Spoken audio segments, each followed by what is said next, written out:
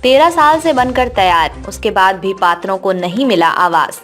बेघर को घर देने वाली बसपा सरकार में बना था कांशीराम आवास।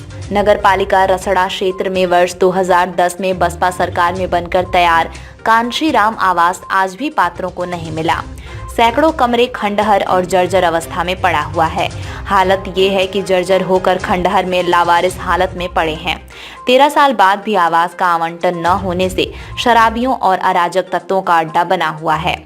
कमतैला गांव व सिंघही चट्टी के पास ये आवास खंडहर बनता जा रहा है। खिड़कियां व दरवाजे टूट रहे हैं। रंगाई पुताई के अभाव में दीवारों में दरार पड़ने लगे हैं, लेकिन जरूरतमंदों को इसका लाभ अभी तक नहीं मिल सका है। ये भी माना जा रहा है कि कांशीराम आवास आवंटन में कई विभागीय पेंच हैं। हालांकि वर्ष 2020 में तत्कालीन एसडीएम विपिन जैन ने नगर पालिका क्षेत्र के लोगों से आवास में रहने के लिए आवेदन पत्र मांगे थे और 1000 लोगों ने आवेदन भी किया, किंतु शासन प्रशासन की उदासीनता के चलते ये फाइलें धूल फांक रही हैं। 100 परिवारों के लिए बने इस कांशीराम आवास पर सरकार कब तक नजरें इनायत करेगी, ये समय की बात होगी। बसपा सुप्रीमो मायावती ने गरीब पात्रों के लिए कांशीराम आवास का निर्माण कराया था। सत्ता जाने के बाद सपा और भाजपा सरकार की निगाह इस पर नहीं पड़ी। यदि सरकार चाहे तो आसमान के नीचे रहने वाले लोगों को आवास दे सकती है। आखिर इस मामले में इतनी बड़ी लापरवाही क्यों हो रही है, ये सोचनीय विषय है। क्या बोले चेयरमैन विनय शंकर जायसवाल। कांशीराम आवास आज भी अधूरा है।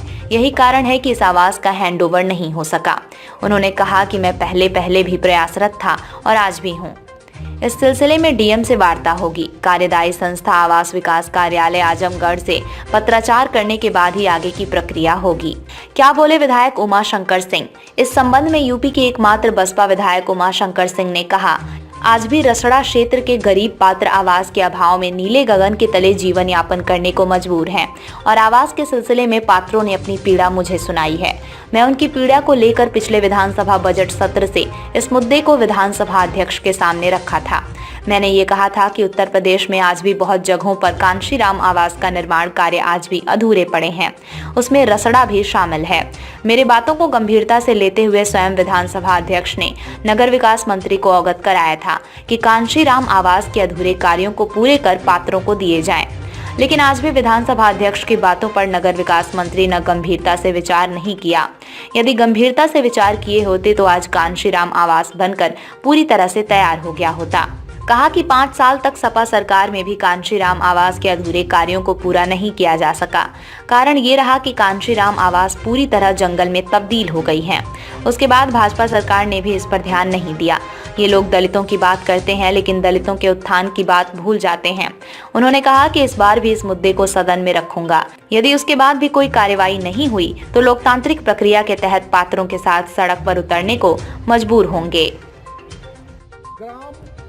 सभा ये कमतैला है। कमतैला गांव का मौजा में कांशीराम शहरी विकास योजना के तहत ये गरीबों के लिए आवास 13 साल से बनकर तैयार होकर बंद पड़ा हुआ है और यहाँ गांव वाले कुछ अपने सामान रखकर देखभाल तो करते हैं, लेकिन पहले ये गांव वालों से पूछने पर यह पता चल रहा है कि अगर हम लोग यहाँ नहीं रहते तो बाहर के लोग, आसपास के लोग यहाँ गलत आकर क्या कार्य करते थे।